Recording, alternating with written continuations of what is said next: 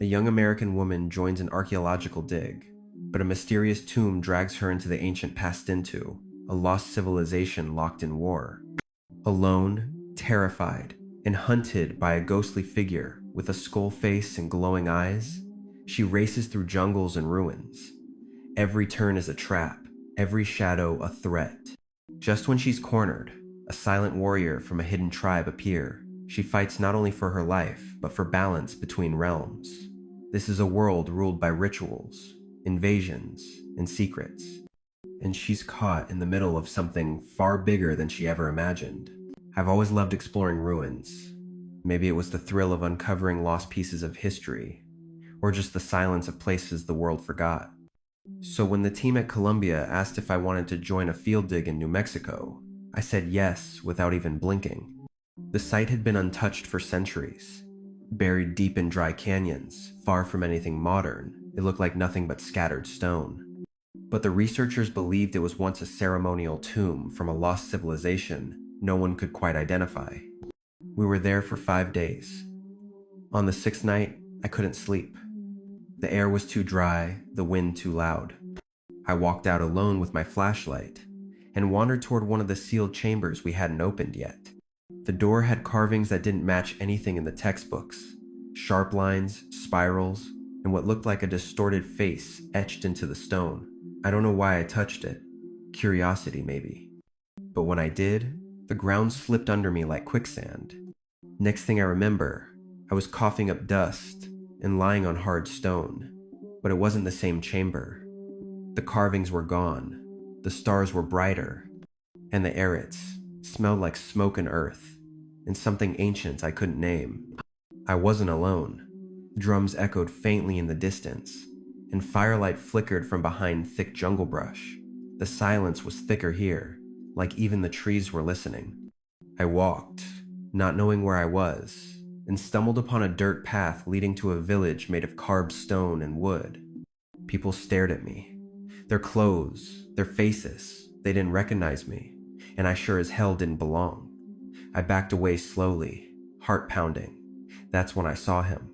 Tall, skeletal, face covered in white clay, with no eyes, just empty hollows where they should be. 2 long fangs curved from his mouth. His cloak dragged across the earth like smoke. The villagers didn't look at him, they just stepped aside. I ran. Branches slapped my skin, roots grabbed my feet, but I didn't stop. Behind me, I heard the beat of something chasing. Not feet, not claws, just rhythm, like ritual. I must have run for miles, until my lungs gave out, and I collapsed near a cliffside. That's where I met him, Azel, dressed in worn leather, face marked with red paint, his eyes calm, like he'd been waiting. He didn't say much, just pulled me to my feet and pointed to the mountains.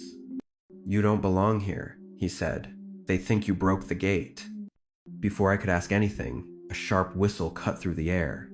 That same shadow him was there again, closer this time, standing completely still, like he didn't need to run to reach me. Azel grabbed my hand. We ran together. We crossed torchlit bridges, ducked into hidden tunnels carved under temples. My head ached, the world spinning with unfamiliar stars above us. I never asked for this. I just wanted to see something ancient. I didn't know the past could reach back. The deeper we went into the jungle, the quieter it became. Azel didn't speak much, but he never let go of my wrist. We moved fast, taking narrow paths I would have never seen on my own. I wanted to ask who that thing was, what it wanted from me, but I was too focused on staying upright, not slipping on moss-covered stone. At one point, we stopped near a rock pool under a broken arch.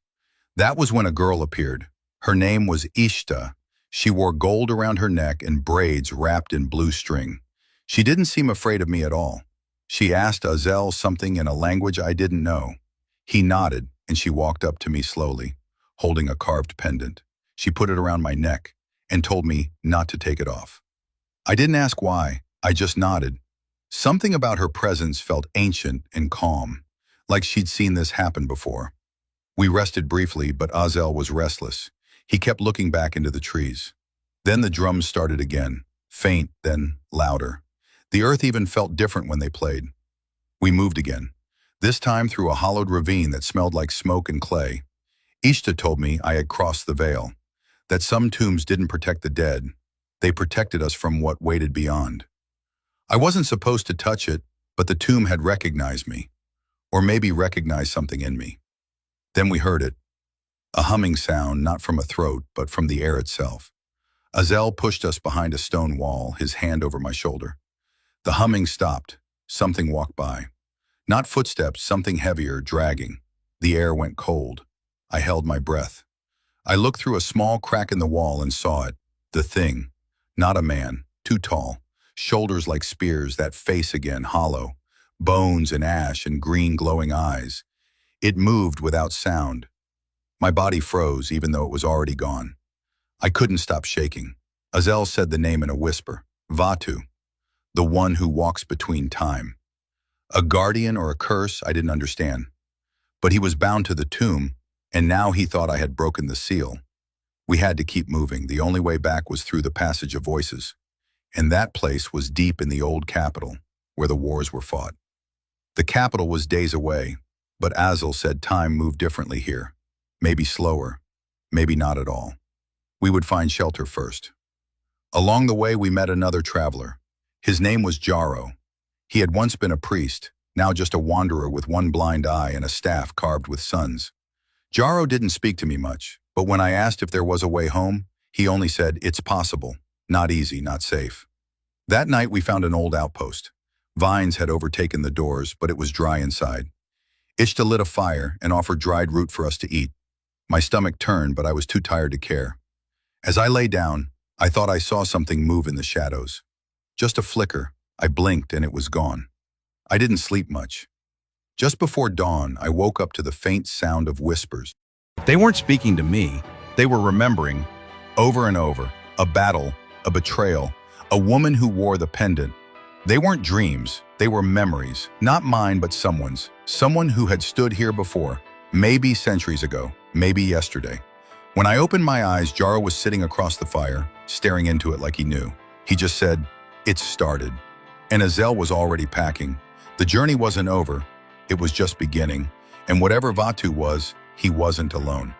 There were signs everywhere, burnt trees, symbols etched into stone. Things had begun moving that hadn't moved in ages. I was just one thread in a bigger story now, and the story wasn't done with me yet. The sky was still dark when we reached the ridge. Below us lay what remained of the capital, broken towers, stone plazas overtaken by moss, and a river that cut through the land like a scar. Smoke curled faintly from one side, not from fire, but from something older that never stopped burning. Azel said we had until the third moonrise. After that, the way back would disappear, and I'd stay bound to this time. I didn't fully understand what that meant, but I knew we were running out of time. Ishta stayed close, whispering to herself as she traced symbols into the dirt with her finger. We weren't alone anymore. Along the trail, we passed statues that hadn't been there before, faces cracked but watching. Jaro tapped each one with his staff like he was asking permission. I heard whispers again, not words, just tones, like breath moving through bones. Then we saw them. Not soldiers, not men. They wore robes made of bark and ashes, faces hidden behind painted wood masks. 5 of them, standing in the road, silent.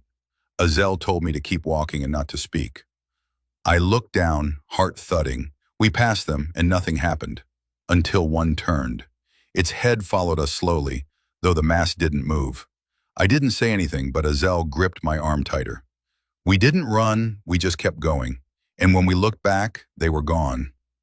We reached the central plaza before noon. There were stone paths in every direction, but Azel led us to a sunken temple near the edge of the city. Inside, the air was heavy. Jaro said this was the place of remembering. Here, the veil between what was and what is grew thin. It could show us the way back, or trap us in what once was. The pendant around my neck grew warm. I took a step toward the center of the room, where a circle had been carved into the floor. Ishta chanted softly, her voice barely more than a breath. Lights began to flicker on the walls, not from fire, but from the stone itself. Then I saw her, a woman standing in the circle. She looked like me, not exactly, but close enough that my breath caught. She was wearing the same pendant. Her eyes were tired, and she reached out slowly, not to touch me, but to warn. Then she vanished like smoke. I stumbled back. The floor cracked under me, and a deep sound rolled through the earth. Not a growl, not thunder, something ancient waking up. The walls began to shift. The hallway we entered through was no longer behind us. Instead, there was darkness, and within it the green light of two piercing eyes. He had found us again. Vadu moved like wind. One blink and he was closer. Azel pulled a stone from his cloak and threw it to the floor. A ring of light pushed outward, forcing Vatu to stop, but not for long. Jaro raised his staff, speaking words I couldn't understand. The air rippled like water. The ground pulsed beneath our feet. And then from the cracks, hands reached up. Not flesh, not bone, just outlines, grabbing at everything around us. Ishta pulled me to a narrow stairwell behind a crumbling wall. Azel followed. Jaro stayed behind, holding the circle. His voice never faltered. We ran down the steps, light fading with every turn. The walls were damp and carved faces watched us pass. At the bottom, there was a chamber, simple, quiet, and in the center a doorway made of woven gold vines and obsidian.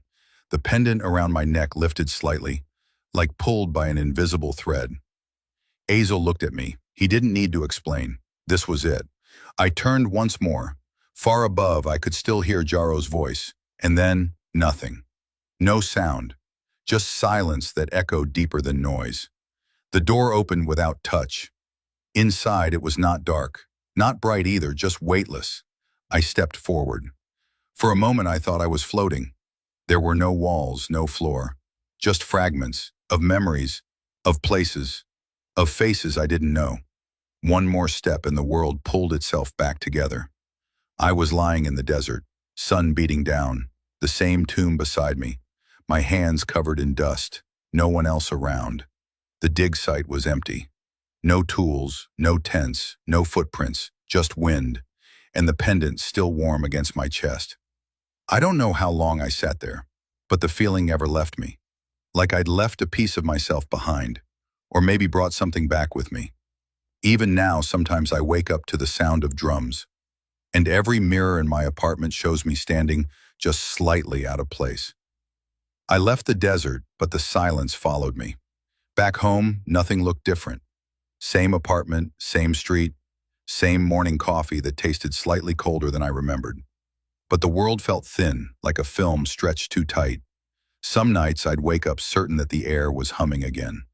I tried to move on, filed a report with the university, said I slipped near the site and must have wandered off for hours. No one asked too many questions. Maybe they wanted it forgotten too. But then I started seeing patterns, geometric carvings showing up in the corners of buildings, behind glass, even etched faintly into sidewalks. At a museum downtown, I met Callan, a researcher. He was cataloging artifacts from Central and South America and noticed the pendant around my neck. He saw a collection that vanished during transport. His eyes held something between fear and fascination. I told him just enough, not everything, but enough to see if he believed me. He didn't laugh. Instead, he asked if I'd had dreams about water that flowed backward. I had. That's when he showed me a book, older than anything I'd seen, with a hand-drawn image that looked exactly like Vatu, green eyes and all. We started meeting weekly. He brought scans, maps, notes. Each time the pieces made less sense but felt more real. And then one afternoon, while reviewing a brittle scroll in his office, the lights flickered. The pages turned by themselves, then stopped. The scroll showed a gate and a girl. Her face was scratched out, but the pendant remained. It looked like a warning. Callan said it meant the return was coming, that whoever crossed time would eventually bring time with them. I didn't know what to say. Later that night, as I walked to my car, I saw someone standing on the other side of the street. Long coat, head tilted, just watching. I blinked and they were gone. I told myself I was just tired. But when I got home, the apartment smelled of smoke and moss. The next morning, a letter was slipped under my door. No name, just a symbol carved into the paper, the same one from the temple floor. I called Callan. He told me to pack. There was a monastery in Oaxaca. A woman there, Saren, claimed to be a guardian of what she called the memory line. We flew down 3 days later. Saren was older than I expected. She didn't blink much. She looked at me for a long time and then said softly, "You were meant to return, but something brought you back too soon." She led us down through an underground passage beneath the monastery. Lit only by soft candlelight, the walls were smooth and warm to the touch. At the end was a mural. It showed 3 figures, one with light in their hand, one with eyes like coals, and one without a face. Saren touched the blank one and said, "That's the hollow." That night, I dreamt I was standing on a bridge made of bone.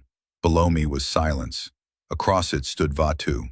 But this time, he looked different, smaller, and behind him, a doorway was closing. I woke with a sharp breath and the sound of drums echoing faintly in my ears. Saren told me the hollow takes shape when it finds confusion, that I had brought fragments of the other world into this one, and now they had nowhere to belong. I asked what I was supposed to do. She said the longer I stayed tethered to both, the thinner the walls would become. We went to an old site near the mountains. Callan said the stars there matched an ancient alignment described in the scrolls. As the sun went down, we placed the pendant in the center of a carved ring. The ground shuddered. Nothing appeared. No wind, no fire, just a low sound like breath held too long. Then I saw them, Ishta, Jaro, Azel, just shadows behind a veil, watching but not reaching. They weren't calling me back. They were warning me to stay away. The image faded. The pendant cracked. I touched it and felt warmth, then nothing. We returned in silence. The next morning, I looked out my window and saw a familiar figure standing across the street again. But this time, I didn't blink. I just stared back. They nodded once, then turned and vanished behind the corner. And I finally understood. Some doors don't close, some echoes never fade. A few weeks passed before I saw Callan again. He'd gone quiet after Oaxaca, said he needed space to process everything. I understood. Nothing had been the same for either of us since that night. But when he finally called, his voice sounded distant, like he wasn't alone. We met at a library near the edge of town. He brought someone with him, Leora, a linguist who'd worked on rare dialects from pre-Mesoamerican tribes. She didn't say much at first, just stared at the crack in my pendant, like she recognized it from somewhere else entirely. We sat in a quiet corner with stacks of books surrounding us. Callan pulled out a folded page from a journal. It wasn't printed, handwritten, with ink that had faded unevenly. It mentioned a cycle, a return that spiraled back every few generations, one who crossed unknowingly, one who followed, and one who watched. That last part stayed with me. Leora traced her finger across the edge of the page and asked if I'd heard footsteps lately. I nodded before thinking. She said the watcher doesn't knock or speak. It mirrors, quietly. That's how it learns. I glanced at the window beside us, but it only reflected books and light. We stayed late. As we packed up, Leora gave me a note folded into a triangle. She said, if anything changed, read it under candlelight, not electricity. I didn't ask why. There were already too many things I couldn't explain. I kept the note in my jacket, but didn't open it. Back at my apartment, something felt different. Nothing moved, nothing sounded off, but the hallway felt slightly longer than usual, like space had stretched in ways I wasn't supposed to notice. I brushed it off and turned in early. That night, I dreamed of a room I hadn't seen before. It was circular. The walls were covered in mirrors, but none of them showed me. Instead, each one held a version of the girl from the temple. In some, she was standing. In others, she was running. One had her sitting beside Vatu, her eyes glowing the same green as his. I woke up before I could reach the center of the room. The next morning, the pendant was gone. Not misplaced, gone. The chain lay neatly on my nightstand, but the stone was missing. I called Callan. He didn't answer. I tried Leora, straight to voicemail. By the afternoon, I felt it, the humming. Not loud, but close. Like it was inside the walls, waiting. I lit a candle and unfolded the note. There were only 7 words. Return, before the veil folds completely closed. Nothing else, no directions, no time, just urgency wrapped in... I went back to the dig site. Everything had been cleared out. No signs of a team, no markings. Even the tomb entrance had collapsed into itself. But when I stepped near it, the humming stopped. That silence told me everything I needed to know. I wasn't supposed to come back this way. From behind the ridge, I saw someone watching. They were too far to identify, but the way they stood, still, centered, not hiding, it reminded me of the watchers in the mural. I didn't follow them. I turned back toward the road, but the sun had shifted. It was lower than it should have been. By the time I reached town, all the streetlights had flickered on, even though it wasn't dark. Leora called that evening. Her voice was shaky. She said Callan never made it home, that his apartment looked untouched, but something about the air felt old. She paused, then asked if I'd noticed my reflection doing anything strange. I hadn't, until I did. That night, I walked past my hallway mirror and stopped. The version of me inside it lingered just a second longer than I did. Not dramatic, just slightly wrong. I didn't sleep. I kept all the lights on and the mirror covered, but I knew it wouldn't matter. Whatever I'd brought back with me hadn't been whole, and now it was looking for the rest. Every time I hear footsteps that don't echo, I wonder if it's found something I've forgotten, some piece of me I left behind. Because sometimes I think I never actually made it back, and maybe the world just let me pretend I did.